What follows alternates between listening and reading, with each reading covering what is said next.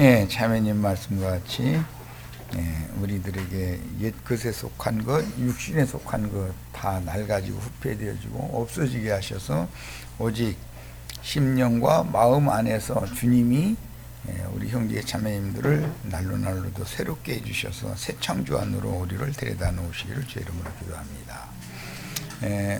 이어지는 요한복음 20장 말씀을 통해서 오늘 우리가 말씀 앞에 모였기 때문에 이 무리 위에 하늘문을 활짝 여시고 새로운 은혜로 덧입혀 줄 것을 간곡하게 기도드립니다.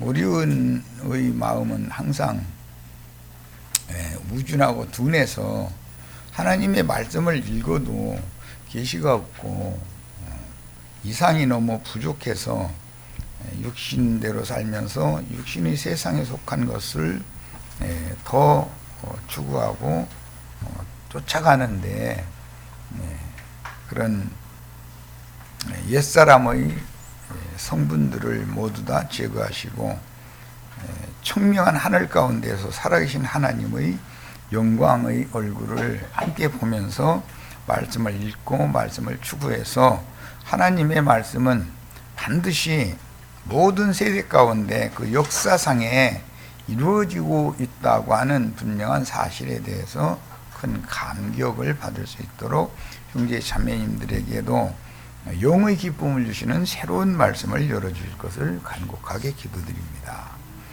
아멘, 아멘. 자, 엊그제 수요일날 해드렸던 자료의 7페이지 이후로 바로 들어갑니다. 바로 들어가고 오늘은 이제 새로 자료를 해드렸는데 이것은 하나님의 경륜의 문제를 지금 다루는 중이기 때문에 주님께서 구속을 이룬 이후에 부활의 날 새벽 미명과 낮 시간과 저녁 시간에 필요한 제자들에게로 당신 자신을 나타내 보여주시고 주님이 부활하셔서 승천하실 때 믿는 주님의 참 제자들의 심령 안에 들어오시는 것이 주님의 승천이고 주님의 재림이라고 하는 것을 말씀을 나누고 있는데 이런 말씀들에 대해서는 빛비침이 필요합니다. 물질계의 창공하늘 어디로 올라가서 창공하늘 어딘가에 있을 금의자의 주님과 함께 하나님이 앉아 계시고 성령만 보내셨다. 이렇게 믿는 것이 기독교계의 그 어둠의 권세가 역사하는 다른 교훈들이고 비진리인 것인데 이런 말씀에 대해서 명확하게 깨닫고 주님의 승천과 또는 재림이라고 하는 것은 도적같이 승천하시고 재림하시는 방면이 있음과 동시에 공개적으로 모든 눈이 볼 수 있도록 역사상의 말씀을 실현하는 심판주로 세상에 오시는 양면이 있는 것에 대해서 밝히 볼 수 있기를 바랍니다. 우리는 구원을 위해서 다시 오신 도적같이 오신 주님을 우리 심령과 마음속에 영접함으로 주님과 내가 아버지의 영광 앞으로 하늘로 이끌림을 받아서 하나님의 보좌 앞에서 하나님의 영광을 수식하며 하나님을 찬양하는 우리가 다 되는 축복을 다 받을 수 있도록 영을 열어주시고 또 영의 말씀을 우리 속에 빛으로 비춰주실 것을 겸비한 마음으로 기도해 가면서 이 말씀을 같이 읽어나가겠습니다.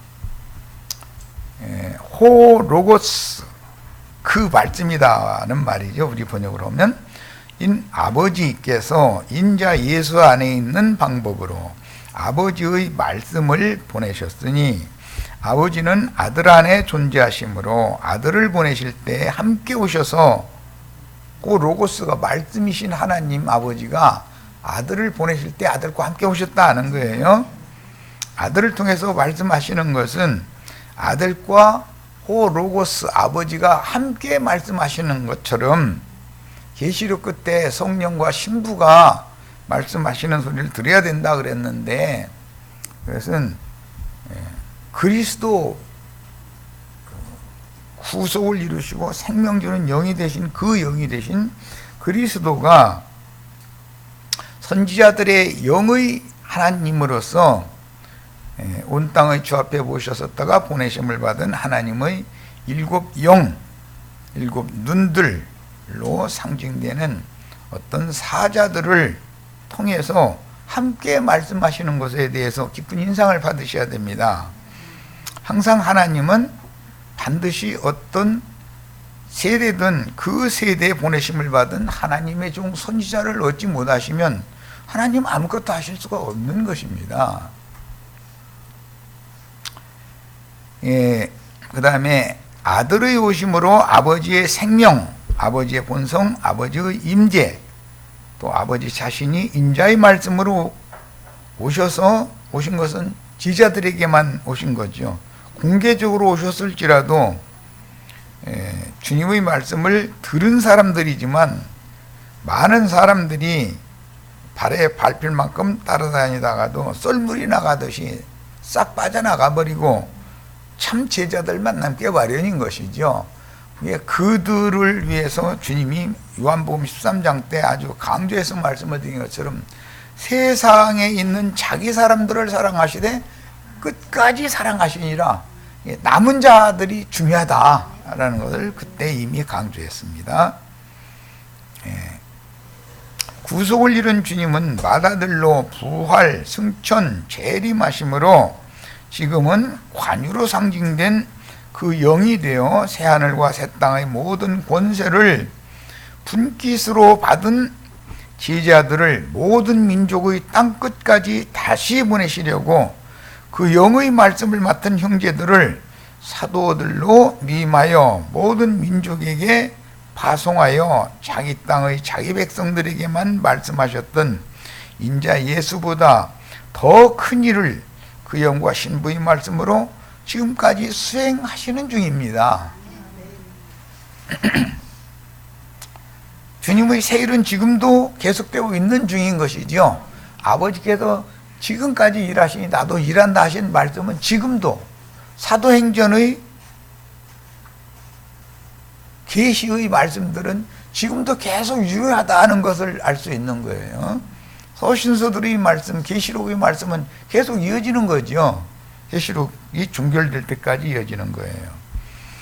그 영으로 재림하신 주님은 인성까지도 영화롭게 된 그리스도의 생명과 본성과 그분의 임재와 함께 그 영의 말씀을 맡은 제자들을 모든 민족에게로 다시 파송하여 12제자들을 성령이 파송하신 것은 그 후대를 또 다시 다음 세대에 또 파송하시는 것으로 이어가게 하게 마련이다. 이게 그리스도의 생명은 절대 단절되거나 끝나서는 아니 되는 것이다. 하나님의 말씀이 다 응할 때까지 계속 후사가 이어져야 되는 것이죠. 그 다음에 온 세상을 그분의 천국 농장으로 삼아서 천국 농사를 다시 시작하여 그랄 왕에게 사로잡혔던 사라를 본 주인에게 돌려보낸 예언을 이미 이루셨죠.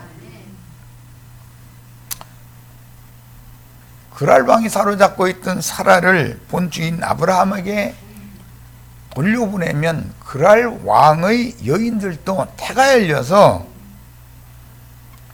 그쪽도 생육 번성을 하게 마련이다 이게. 이건 비유죠. 현세는 사로잡혔다가 풀려나서 본 주인에게로 돌아온 해방받은 사라죠.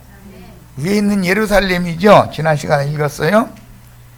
리브가의 예언을 사라뿐 아니라 리브가도 26장에 보면 사라가 그랬던 것처럼 그랄왕 아비멜렉에게 사로잡혔다가 본 주인인 이삭에게로 돌아와서 쌍태를 낳게 되죠. 이 예언이 신약의 교회 시대에 그대로 응했다 이거예요. 사라의 예언은 구약 시대에 응한 것이고, 그런데 다음 시대에 또 이어갈 하나님의 아들들이 인침을 받는 이야기가 이제 오늘 해드린 내용에 들어있는 제자들의 첫 번째 제자들이 모였을 때 예수 그리스도께서 24신명 가라사대 성령을 받으라 하셨던 6월절 무교절 초실절의 율법을 이루신 것이 오는 세상에서 다시 반복되게 돼 있는데, 다음 세상을 연결을 해야 될 인맞은 12지파에게 인치는 사역이 있는데, 그들이 교회 시대를 종교를 하고 오는 새 세상을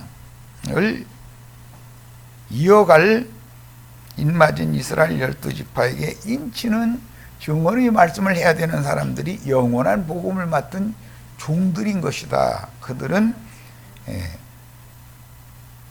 유브라 대강을 말리고 마른 땅으로 동방에서 건너온 왕들이다.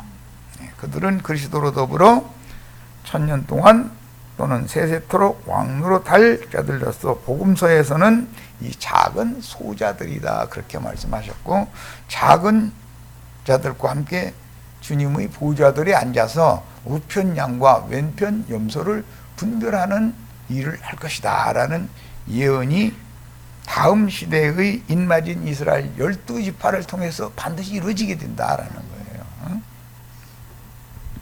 지금 우리는 계시록 11장의 사도 요한과 같이 성전 안에서 경배할 자들과 성전 바깥 마당만 밟고 돌아갈 자들과 아예 성전 안에 들어오지도 않은 자들을 당연히 갈라내는 지팡이 같은 갈대로 총량하는 말씀을 듣고 있는 중이에요.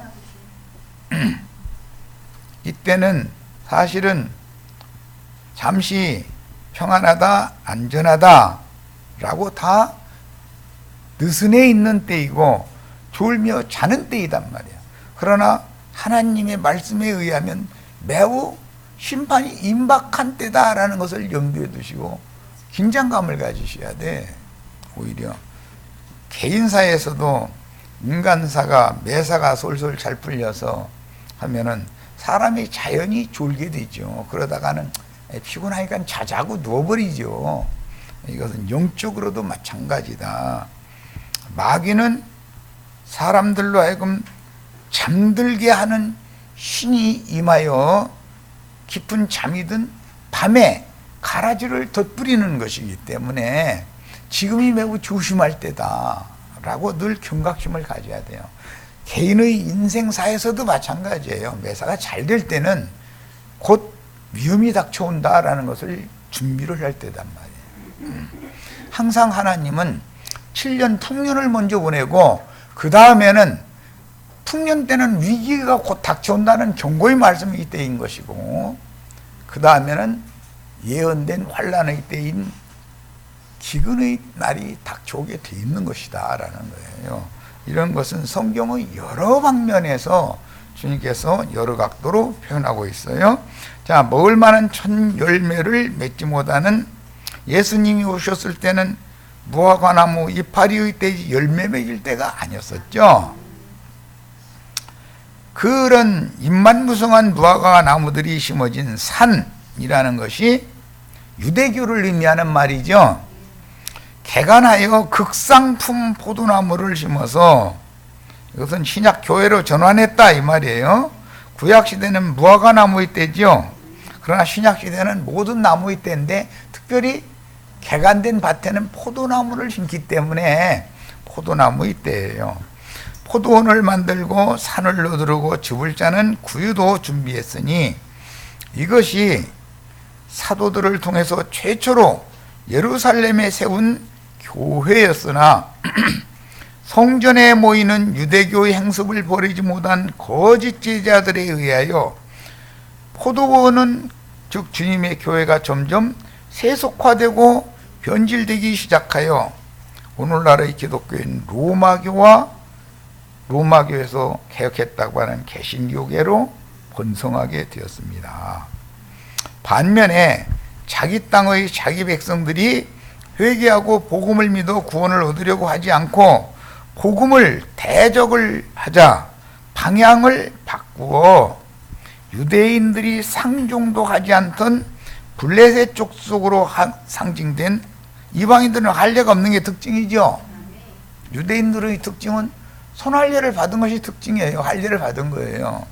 그런데 손할례를 받는 것을 중요하게 여기지 않던 이방인들에게 사도들을 성령께서 다시 파송을 해놓은 얘기를 오늘 나눴죠.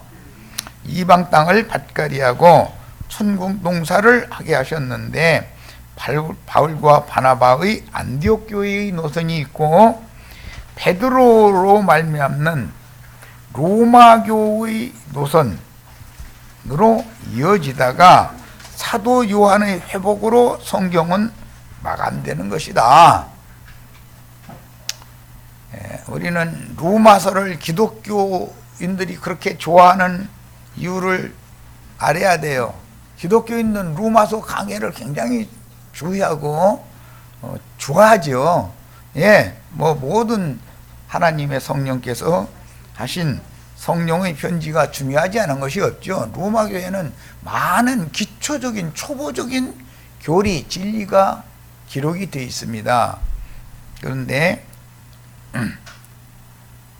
바울 사도가 안디옥과 유럽 지역에 전도를 하는 동안에 베드로는 감옥에 갇혔다가 나와가지고 떠났는데 어디로 갔냐면 비밀리에 로마로 갔단 말이에요. 그래서 로마에 이미 전도가 돼 있었기 때문에 바울 사도가 로마 교회에 편지를 보낸 거예요. 로마 교회를 바울 사도가 세운 건 아니잖아요. 그 전에 이미 세워진 거죠. 누구를 통해서? 베드로가 중심이다 이거예요. 베드로는 로마 교회의 무두머리인 것이죠. 바울은 이방 교회의 우두머리예요. 그런데 묘하게 바울이 우연찮게 로마로 죄인이 되어서 압송되어져 가지고 로마 감옥에서 말씀을 전하게 됐죠. 그 말씀이 빌레몬서예요. 감옥에 갇힌 바울이 갇힌 자들을 수용드는 종으로 골로새의 빌레몬의 종이었던 오네시모가 도망가가지고 로마로 도망가서 겨우 바울이 갇힌 감옥에 수종을 들고 있더라는 거예요. 그런데 감옥에 있던 사람이 밖에 있는 사람에게 전도를 해가지고 그 원래는 종의 신분이잖아요. 그를 자유자가 되게 만들어줬단 말이야. 이게 성경의 구속사입니다. 그러니까 우리는 성경을 읽을 때 베드로의 로마교 노선이 스페인과 포르투갈을 통해서 남미, 중미를 거쳐서 동양의 필리핀과 말레이시아 등의 로마교를 천주교를 전파하는 노선이 있고 바울을 통해서 안디옥을 거쳐서 유럽 지역에 전도를 해서 영국을 거쳐서 미국과 호주와 그다음에 오스트레일리아 또는 동양의 오늘 우리가 받은 말씀까지 어떤 노선이 이렇게 두 노선으로 갈라져 가지고 신약 시대가 지금 2000년 동안 진행되어 왔다는 걸 아셔야 됩니다. 기본적으로 이걸 알고 있어야 돼요. 그런데 로마교도 개신교도 완전한 교회가 아니기 때문에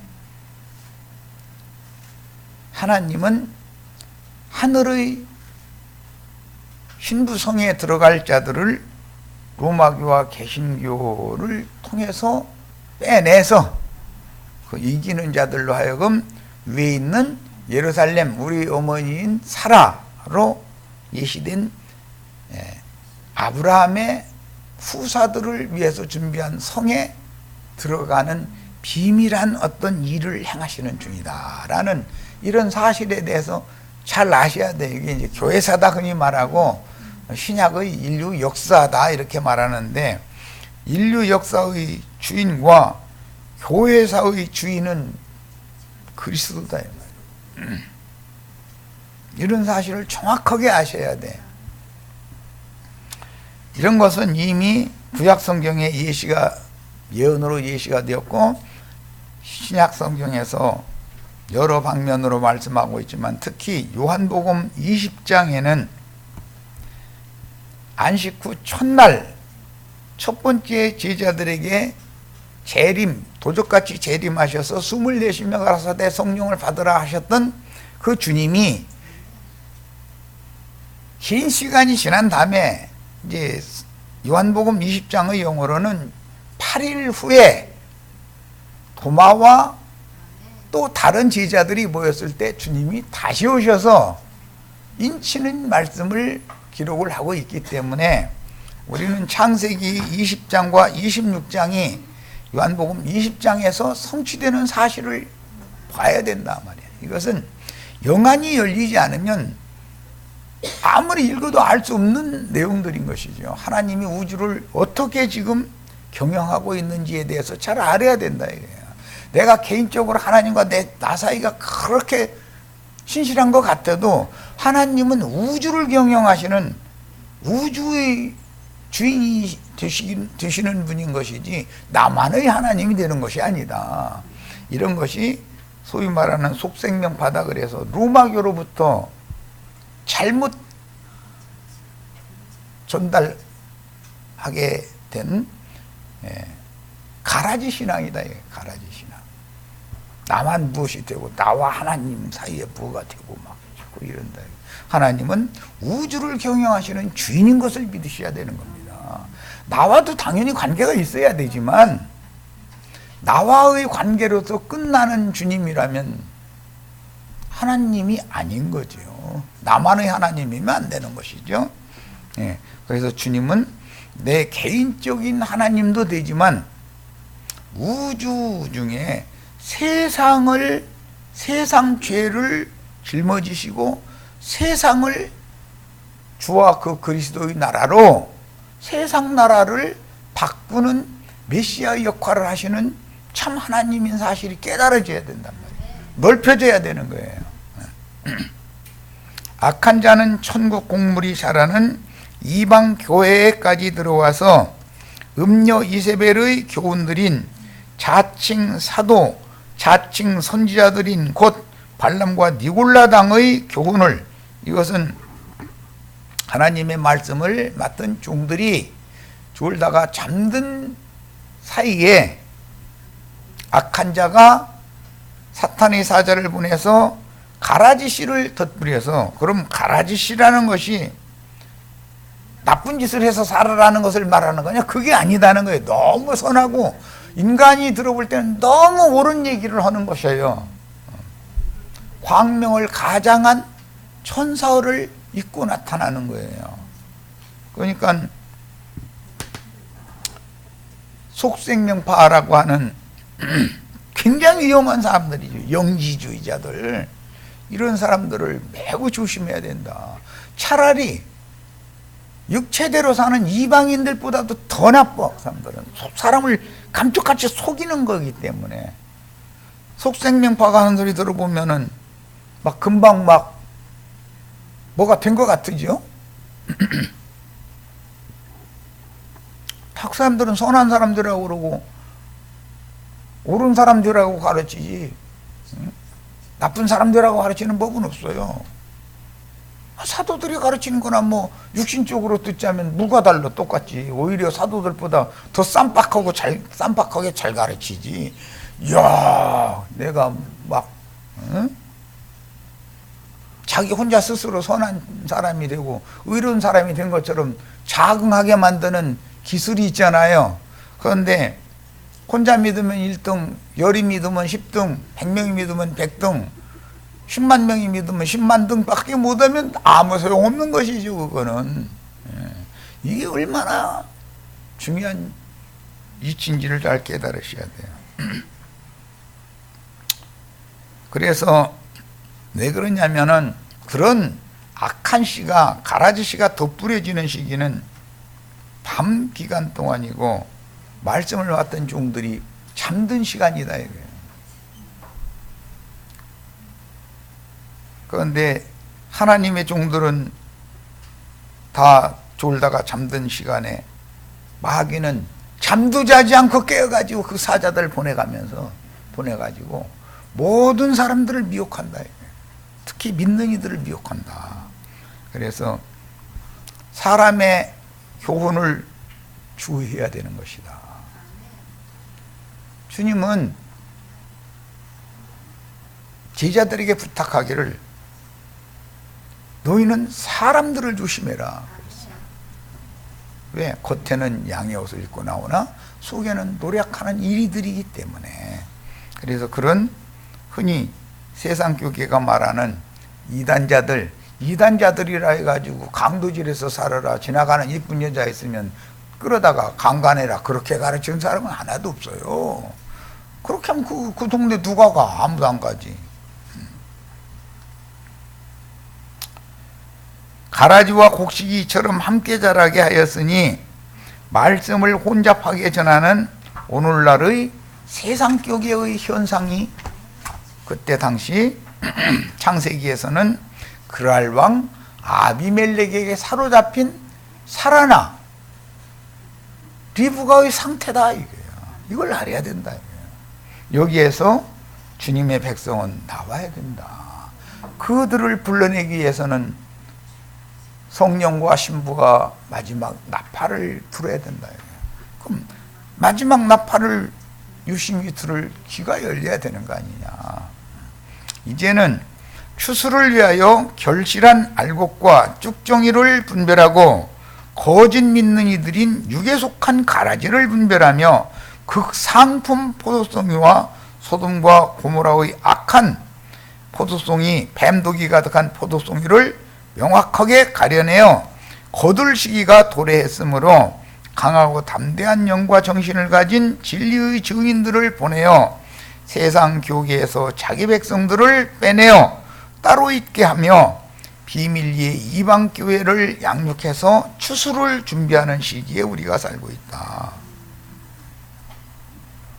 주님이 참 제자들인 그 영의 형제들을 모든 민족의 땅 끝까지 다시 보내시는 방법은 제자들 안으로 성령의 숨을 내심으로 말미암아 새 생명을 넣어주시고 나도 너희를 보내노라 라고 말씀하여 아버지께서 인자 예수를 세상에 보내신 것과 같이 주의 제자들을 모든 민족에게 다시 보내심으로 성령을 불어넣으신 그 이유는 모든 민족이 다시는 죽음이 지배하지 못하는 새 생명을 얻게 하는 전도자들로 삼아서 교회를 통해서 그리스도의 생명이 생육하고 번성하게 하려는 뜻인 것입니다. 이것이 창세기에서부터 쭉 이어준 말씀이 오늘날 우리들에게 어떻게 응하고 있는지를 우리가 봐야 되는 거예요. 우리 전시대에도 말씀은 응하고 있었어요. 우리 전시대에도 가라지들과 하나님이 보낸 종들은 영적 전쟁을 치러가면서 계속해서 자기 세대들에게 서로 상반되는 말씀을 전했는데 어떤 자들은, 즉 악한 자의 아들들은 섞여서 혼잡한 말씀을 뿌렸고 누룩이 섞인 말씀을 뿌렸고 주의 증인들은 누룩 없는 말씀으로만 섞이지 않은 진실한 말씀만 전하였기 때문에 누룩 섞어서 전하는 자들이 세력이 커지니까 권세를 받아가지고 핍박하고 나중에는 이단자로 몰아서 죽여서 주님이 예언하신 충만한 순교자의 수를 지금 채우던 중이다 이런 말이에요. 그러므로 우리는 하나님 말씀과 우리에게 맡긴 말씀으로 인하여 목배임을 당함으로 충만의 수를 채워서 아브라함과 그 후사들을 위하여 하늘에 준비하신 한 성에 들어가는 권세를 얻기 위해서 우리는 치천사가 되는 것을 추구하는 중에 있어요. 이 생에서 육신으로 살아서 좋은 세상 만나서 살고 이런 걸 원하지 않는 거예요. 주님 앞에 어서 데려가심을 받는 것을 추구하고 있어요. 그러니까 세상 교회 사람들하고는 지향하는 지향점이 다르죠. 왜냐하면 진리가 밝혀진 정도가 다르기 때문이에요. 앞의 요한복음 14장 16절 예언과 같이 구속을 이룬 후에 부활승천하셨다가 제자들에게 비밀리에 재림하신 그분의 호흡에 의하여 하나님은 저를 영접한 참 제자들의 속부분들인 영과 마음에 영원히 거주하기 위해 제자들의 속에 그 영으로 들어가서 생명의 빛으로 임재하여 제자들로 말미암아 세워진 교회를 그분의 거룩하고 영광스러운 처소로 삼으시기 때문에 교회의 중심에는 그리스도의 보좌가 세워지는 것이지 물질계의 창공하늘 어디에 금의자가 세워지는 게 아니다 하는 걸 알아야 된다 이거예요. 그런데 문제는 사탄의 보좌가 교회 중에 지금 세워져 있는데 이걸 볼 줄 모르는 것이 문제인 것이죠. 이것이 보여지면 마귀가 다니엘이 예언한 바 멸망의 가증한 것이 거룩한 곳에 서 있는 것을 보면 거기서 나와야죠. 그런데 이게 안 보이니까 문제죠. 버가모 교회에 사탄의 보좌가 세워졌죠. 사탄이 지금 거기 서서 지금 온 우주를 지금 지배하잖아요. 그런데 이게 안 보여. 그러나 주의 성령께서 계시하여 주심으로 이상과 계시를 깨달은 영으로 깨달은 소수였던 하나님의 종들이 있어서 그들은 이것을 보기 때문에 지금 있는 조선 큰 음녀 큰 성 바벨론에서 속히 도망해서 성령과 신부가 오라 하는 곳으로 가서 거기에서 새 예루살렘으로 회복이 되어져야 된다. 교회의 회복을 위해서 우리가 살고 있는 것이다. 그러므로 비밀리에 재림하신 그 영의 보내심을 받은 지자들이 모든 민족의 땅 끝까지 가는 곳마다 그분도 아버지와 함께 즉 말씀과 함께 그 영으로 그리스도의 말씀으로 항상 보내심을 받은 참 지자들과 함께 거기에 계시다. 참 제자들이 어떤 증거를 하면 그곳에 말씀이 육신이 되셨던 아들과 말씀이 함께 있는 중이다 이 말이에요. 이것을 믿어야죠. 그래서 그분의 새 일을 지금까지 계속 매 세대를 통해서 해오고 계셨다. 이들이 감추인물이고 비밀한 실천이죠. 자, 그 영이 되어 도적같이 세렴하신 주님은 이제 제자들과 하나가 되셨으니 그 영은 제자들의 영과 연합하여 항상 함께 움직이시며 그 영과 신부의 말씀으로 그분의 하시려는 새 일을 우리가 수행을 하는데 그러려면 하나님의 성전을 재건하기 위해서 지혜로운 건축자들이 되어져야 된다는 거예요. 요한복음 20장 22절 24시며 가라사대 성령을 받으라. 창세기 2장 27절에 흙으로 지은 흙사람 아담의 코에 생기를 불어넣으시고 에스겔 37장에서 마른 뼈들을 향해서 땅의 사방의 생기가 와서 마른 뼈들에게 불어서 살아나게 만드는 말씀이 요한복음 20장에 두 단계로 지금 실현되고 있는 거다 이거야. 우리는 지금 먼저 교회 시대를 위해서, 은혜의 시대를 위해서 보내심을 받은 그리스도의 종들인 제자들에게 새 숨을 불어넣어주는 말씀을 나누고 있고, 두 번째 시간 이후에는 2000년이라고 하는 이방의 충만한 수가 찬 후에 또 한 번, 이제 창세기에서는 20장과 26장인데 요한복음에서는 20장의 두 단계로 제자들에게 주님이 찾아오셔서 앞으로 8일 후에 제자들이, 그때 당시의 제자들에게 또 숨을 내쉬며 가라사대 성령을 받으라 또 하실 거예요. 그러면 그들이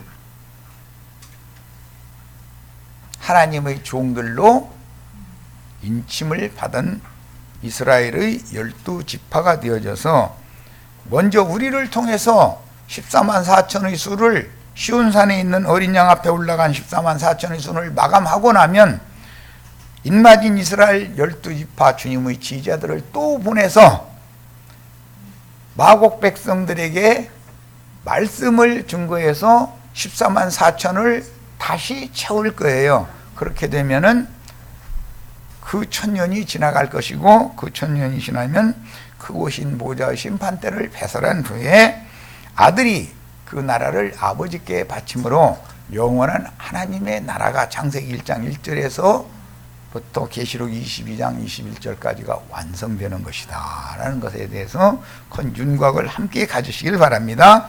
자, 본문에서 중요한 것은 창세기 2장에서 여호와께서 흙으로 빚은 흙사람인 아담의 코에 생기의 숨을 불어넣어 산혼으로 창조한 것과 같이, 그건 표상이고 모형이 된 거죠. 영생이신 예수께서 아직은 죽어있는 제자들에게 숨을 내쉬어 성령을 불어넣어 영을 살려주는 새 창조를 계시하고 있는데, 앞으로 사람으로 보면 2000년이고 하나님으로 보면 두 밤 자고 일어나면은 새 시대가 와서, 이제 요한복음에는 제8일이 지난 안식 후 첫날에 다시 하나님의 계명을 지키고 예수의 증거를 가진 자들이 다시 인침을 받게 되기 때문에 그들을 보내서 마곡 백성들에게 복음을 전함으로 14만 4천을 다시 채우는 우주 경영을 다시 해나가게 된다. 이것이 성경이 말하는 인마진 이스라엘의 신앙 회복이라는 거예요. 자, 하나님께서 창조하여 만드신 하나님의 사람인 남자와 여자가 회복된 창조 세계의 만물을 지배하는 영장으로 계시되듯이 구속을 이루시고 아버지와 함께 하셨던 영화로운 모양으로 만들어진 후에 제자들에게 관유를 붓듯이, 성령을 부을 때 물 붓듯이 붓는 거예요. 재림하신 주님의 성령을 부음받아 새 영과 새 마음으로 다시 창조하신 새 세계의 후사들인 사도들은 육체들을 영적 새 세계로 안내하며 인도하는 책임을 위임받게 됩니다. 이것을 성령으로 인침을 받는다, 이렇게 표현을 하는 거예요. 본문에서 성령을 받으라 라고 할 때 라베테라고 하는 헬라어는 영접하라는 뜻으로서 성령을 받는다는 뜻은 교계가 흔히 말하고 오해하듯이 무슨 특별한 뭐 투시의 은사를 받고 뭐 무슨 은사를 받았다고 하고 성령이 임하면 뭐 새방을 한다고 귀신방을 씌우려대고 그런 것을 지금 하는 얘기가 아니다. 그것은 살아계신 하나님의 신성한 성품과 살아있는 예수님의 인격을 그 제자들의 속에 넣어 주심으로 그 영을 받은 제자들은 자신의 영과 마음에 주님 자신을 신성한 성품과 인격으로 영접을 하여 보심으로 주님과 생명의 연합관계를 지금 이루는 것을 말하는 얘기다. 예, 기독교 계 사람들이 성령 받으려면 무슨 성령 받으려면 굴 속에 들어가서 기도하다가 보면 뭐 무엇이 번쩍번쩍하고 막 또 거기서 혀가 도로로 말려가지고 이상한 소리가 나오고 그렇게 임하는 것이 아니다 이거예요. 마귀가 2000년 동안 그런 방식으로 사람들을 다 미혹했던 거예요. 이런 것에 대해서 깨달으셔야 돼요. 이렇게 제자들에게 영적 생명을 부어주신 그 영이 되신 주님은 오순절날 마리아 자매의 다락방에 모여있던 120명의 제자들에게 능력의 영으로 다시 부어주심으로, 먼저는 그러면 생명을 얻어야 되는 거죠. 그 다음에 밖으로 능력의 영이 부어지는 지천사들과 함께 오는 거예요. 속에 들어오는 건 생명의 영으로 오는 것이고 밖에 부어지는 것은 능력으로 붙는 거예요. 혼생명의 모든 두려움을 떨쳐내고 유대교의 박해를 도리어 기쁨으로 여기면서 전도를 시작하여 사람들을 굴복시키는 폭발적인 능력을 나타내기 시작해서 오늘까지 매 세대에, 그러니까 율법의 7절기는 매 세대마다 이루어져 오고 있었다. 씨뿌림으로부터 시작해서 추수함까지가 7절기죠. 춘국농사는 매 세대에 반복되어져 와서 이방의 충만한 수를 채우는데 하나님은 이틀 밤 주무셨고 우리는 2000년이라는 시간을 지내는 동안에 우리 세대 가운데서 우리는 지금 구원을 받아야 되는 거다. 본문은 너희가 네 죄들이든지 사하면 사해질 것이요 그대로 두면 그대로 있으리라 그러셨는데, 누구의 범죄를 사면하거나 사면하지 않을 권세는 오직 참 하나님이신 예수 그리스도에게만 있는 것이지 어떤 사람에게 있는 게 아니다. 그러니까 고해성사를 한다고 하는 거라든지 여기 어떤 여 목사 신옥주 뭐 그 집단에 가면은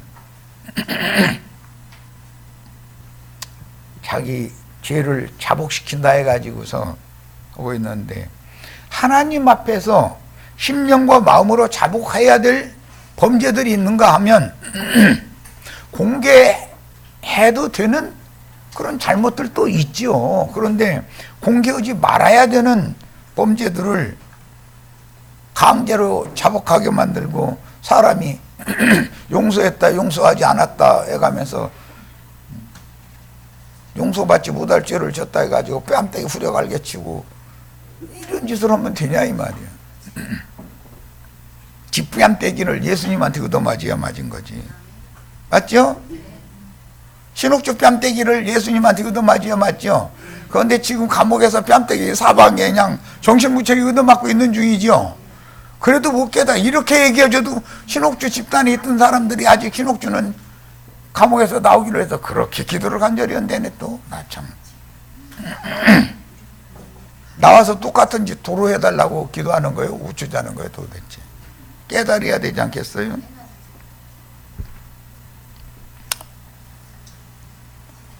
구속을 이룬 후에 그 영으로 재림하신 그 영의 보내심을 받은 적도 없어서 창공 하늘의 보좌 우편에 앉아 계신 예수께서 어느 한날 창공을 떠들다가 소멸되는 구름을 타고 천사들의 나팔 소리를 앞세워서 재림한다고 주장하는 교황이나 신부들, 또 세상 교계의 목사들이 자의적으로 누구의 범죄를 사면해 주거나 용서해 주지 않을 수 있는 권세를 가졌다는 것은 어불성설이다.